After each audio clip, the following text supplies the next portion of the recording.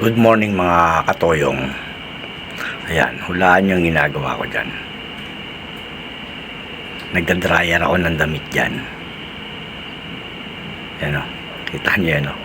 Nahawakan ko yung dryer kasi umaandar pagka umiikot. Laba day muna tayo ngayon mga katropa. Ayan o. After nyan, sasampay na natin yan, syempre. Nilaba ko yung mga kubrikama at saka mga punda ng mga bata. Kasi mga amoy laway na eh. Pagka humiga ka, amoy na amoy mo yung laway. Panis na panis. Nawakan ko siya maigis. Tumatakbo yung dryer eh.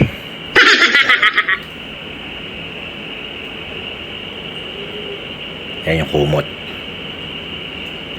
Yan yung kubrigama. Last na banlaw na yan eh. Yan, ang laki-laki niyan. Mga idol, ang hirap pala maglaba, no? Kasi mga anak ko may mga pasok. Kaya hindi ko nga yan mapiga ng gaano. Pinatong ko lang dyan sa bangko para tumulo siya at kumaang. Kasi pag nilagay mo sa dryer yan, mabigat yan eh. Ayan o. Ang hirap paging isang ama.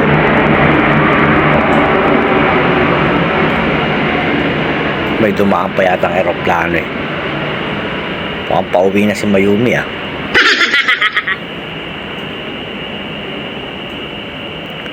Yan.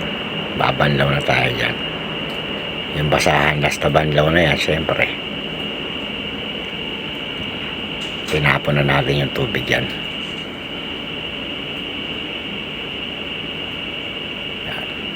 Kita nyo yan. Ang hirap maglaba. Hindi ko alam ano unahin ko dyan eh. Ang lalaki niyan. Isilip ko yung baba. Baka biglang may dumating. Kasi may aeroplanong dumaan eh.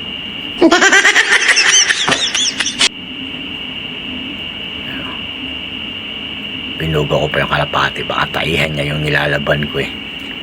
Pauulit na lang yan pagkaya tiraihan niya. Yan o. Last na banlaw na lang yan. Yan. Hindi ko kaya pigain sa laki. So, pinatong ko uli para tumulo siya bago natin ilagay sa dryer. Basta ako dyan. Nagliligpit ako ng mga planggana dyan.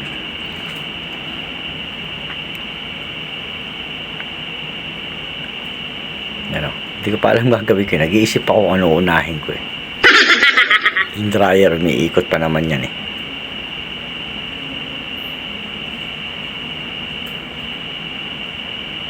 At ang hirap maging isang ulirang ama.